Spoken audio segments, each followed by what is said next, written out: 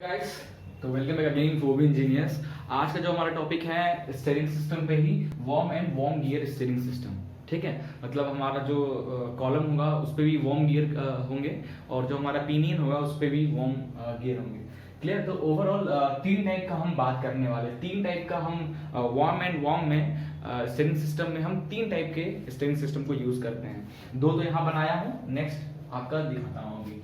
तो सबसे पहले worm and worm wheel steering system के बारे में देखेंगे, फिर हम देखेंगे worm and worm sector steering system के बारे में। क्लियर है?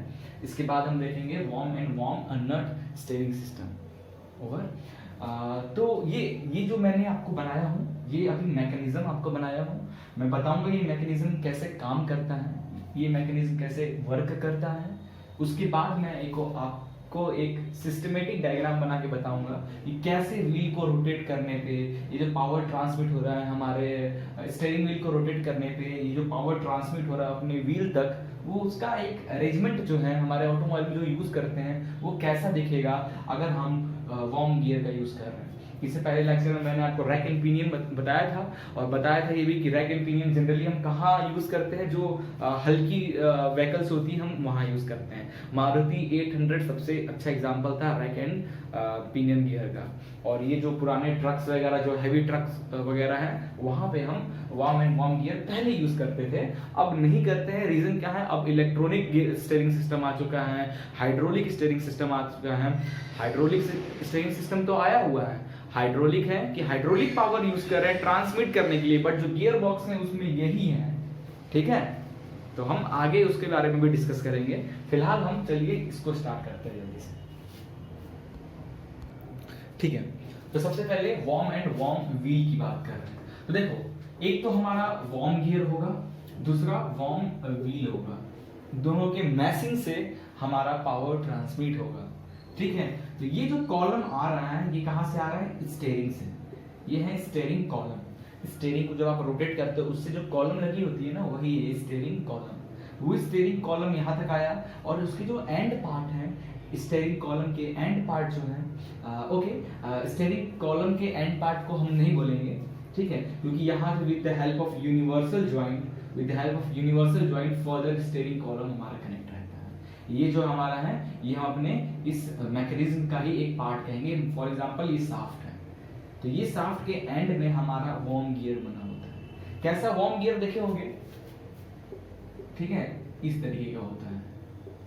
एक शाफ्ट में बना है, जब शाफ्ट को रोटेट करोगे तो ये वार्म गियर इस तरीके से रोटेट होगा। ठीक है, तो इसके बीच में कोई भी अगर आप गियर सेट करोगे तो वो पूरा के पूरा, अगर ये आप रोटेट करोगे तो क्या होगा? ये नीचे की ओर ट्रेवल करते हुए जाएगा, फिर आप उल्टा करोगे तो ऊपर की ओर ट्रेवल करते हुए आ जाएगा, राउंड होते होते वार्म की तरह। ठीक है, वही है। तो ये वार्म गियर यहाँ पे कटे हुए हैं, इस पे वार्म गियर बने हुए हैं। और ये जो हमारा है, ये क्या है? वार्म व्हील, टूथेड व्हील भी हम इसको कहते हैं। अब क्या होता है, जब स्टीयरिंग रोटेट होता है तो ये शाफ्ट भी रोटेट होगा। इस शाफ्ट रोटेट होने से जो वार्म है, वार्म गियर जो है वो भी रोटेट होगा। वार्म गियर से हमारा क्या कनेक्ट है? Warm wheel. तो जब ये रोटेट होगा तो वार्म व्हील भी रोटेट होगा।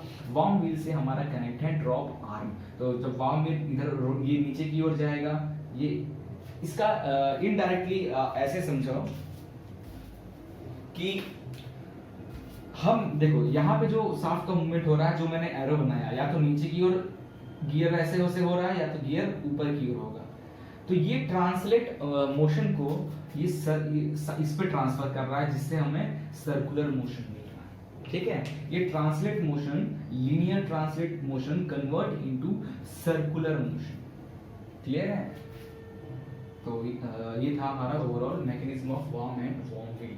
अभी जो आपको डॉट लाइन से बनाया हो, ये केसिंग बनाया हो, इसी केसिंग के अंदर हमारा ये पार्ट रहता है। अब केसिंग जो है जनरली ये एसएस का, स्टील का, या फिर एल्युमिनियम का बना होता है। ठीक है, स्टील का लोगे तो थोड़ा सा हैवी भारी मिलेगा, कॉस्ट उसका सस्ता होगा, बट एल्युमिनियम का ये केसिंग जब बनाते हैं थोड़ा सा कॉस्ट उसका बढ़ जाता है, क्योंकि एल्युमिनियम है, वैसे ही उसका दाम कम है और आपका सिस्टम भी हल्का रहेगा।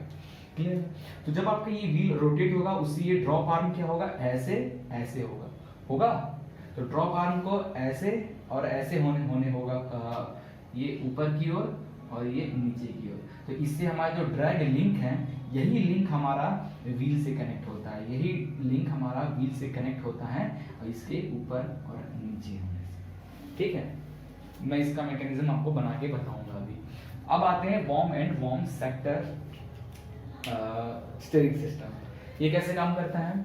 सेम टू सेम वही स्टीयरिंग कॉलम है, एंड पे हमारा वॉर्म गियर लगा हुआ है, इस वॉर्म गियर से एक सेक्टर लगा हुआ है, सेक्टर।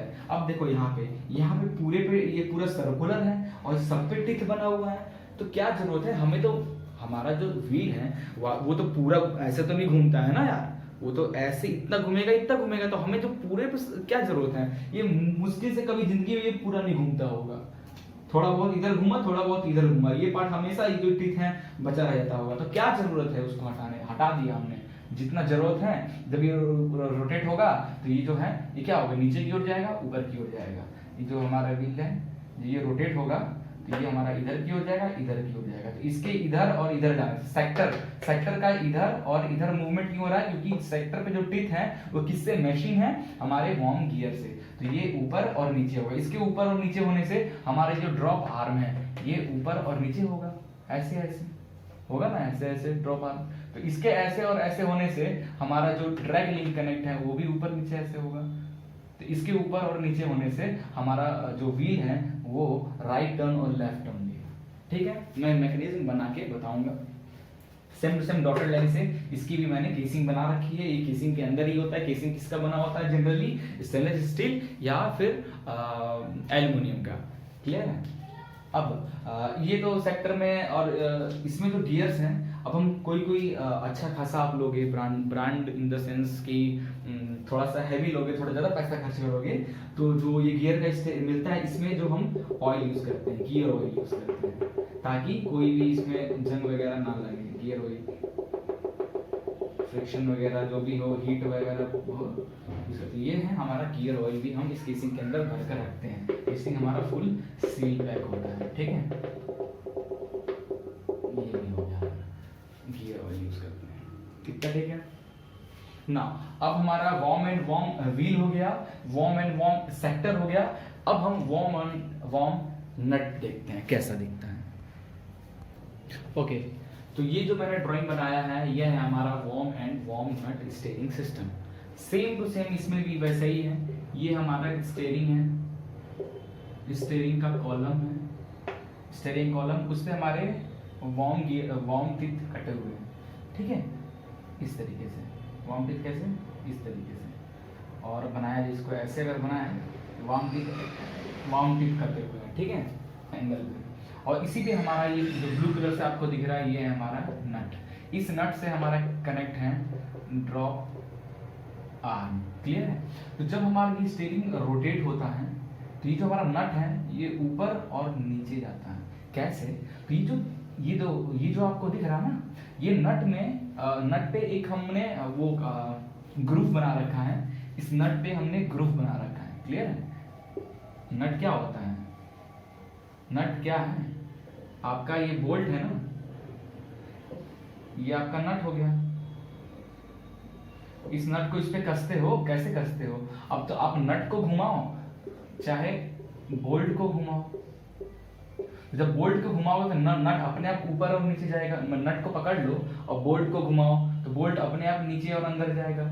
ठीक है, वैसे ही बोल्ट को पकड़ लो, नट घुमाओ तो नट ऊपर नीचे जाएगा। तो यही ये जो शाफ्ट है ये हमारा same to same steering column में गियर वॉर्म की तरह काम कर रहा है। और ये नट लगा, इसको भी ग्रूव कटा हुआ है। जैसे ये हमारा एक पॉइंट पे फिक्स है, जैसे आप घुमाते हो तो ये नट हमारा ऊपर और नीचे की ओर जाता है। तो इसके ऊपर और नीचे जाने से ये जो हमारा ड्रॉप आर्म है ये इस डायरेक्शन और इस डायरेक्शन में से मूव करता है। इसके इस और ये मोशन जो ट्रांसलेट मोशन है, इससे हमारा व्हील का लिंक मैकेनिज्म जो है उसको कनेक्ट कर देते हैं, उससे हमारा ऑटोमोबाइल का व्हील भी रोटेट होता है। ये सबसे अच्छा एग्जांपल। इसको देखिए, समझ में आ रहा है? ठीक है, क्या हो रहा है यहाँ पे? ये हमारा है व्हील, इसे कहते हैं स्टीयरिंग कॉलम। ठीक है, ये हमारा हो गया यूनिवर्सल जॉइंट, ये हमारा हो गया गियर बॉक्स। ठीक है, ये सब हमारे हो गए। ये हमारा हो गया टाई रॉड। ये हो गया ड्रैग लिंक। ये कौन सा गियर है? Worm and worm wheel steering system.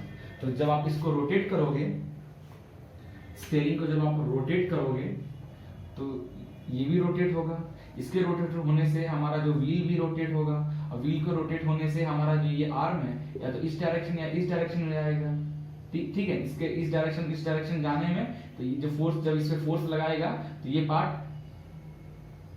इस तरीके से मूव हो जाएगा। ठीक है, तो इस अभी हमारा व्हील इधर की ओर घूम जाएगा और ये हमारा व्हील इधर की ओर घूम जाएगा। ठीक है, फिर इसको अपोजिट डायरेक्शन में करोगे, फोर्स लगाएगा तो ये इधर की ओर हो जाएगा, तो आपकी इस टाइम पे आपकी व्हील इधर की ओर आ जाएगी। ठीक है, तो ऐसे ये पूरा मैकेनिज्म कनेक्ट होता है। अब ये जो हमारा गियर बॉक्स बना है, यहाँ पे कोई भी गियर बॉक्स, तीनों जो पड़ा है, तीनों में से कोई भी रहे तो सेम मैकेनिज्म ऐसे ही रहता है। Generally centre rack and pinion जो इससे पहले पढ़ाया था, तो हमारा जो मैकेनिज्म सेंटर पे था, रैक एंड पिनियन सेंटर पे था, तो हमें इतना बड़ा टाई रॉड की यूज नहीं। यहाँ पे क्या है, पावर हम किसी एक व्हील में अगर ट्रांसमिट करेंगे तो जाहिर सी बात है, एक दोनों व्हील हैं, एक दूसरे से ये टाई रॉड के थ्रू, ये लिंक मैकेनिज्म के थ्रू कनेक्ट है। तो एक व्हील को अगर हम टर्न पावर ट्रांसमिट कर रहे हैं तो वो टर्न करेगा तो दूसरा भी टर्न करेगा। ठीक है, तो एफर्ट है, स्टीयरिंग एफर्ट हैवी व्हीकल्स में अगर हम रैक एंड पिनियन यहाँ पे यूज करते तो काफी ज्यादा एफर्ट लगाना पड़ता हमको, यहाँ पे काफी ज्यादा एफर्ट लगाना पड़ता। ठीक है, तो इसलिए हम यहाँ पे वार्म गियर यूज करते हैं ताकि एफर्ट हमारा बचे, कम से कम एफर्ट में हमारा स्टीयरिंग है रोटेट हो सके। क्लियर है? फर्दर हम डिस्कस करेंगे कि कैसे हाइड्रोलिक यूज कर रहे हैं, हाइड्रोलिक में ही हम रैक एंड पिनियन का यूज करते हैं, वो ज्यादा कंफर्टेबल होता है हैवी व्हीकल्स के लिए। ठीक है, तो वो सब हम नेक्स्ट लेक्चर में डिस्कस करेंगे। Thank you.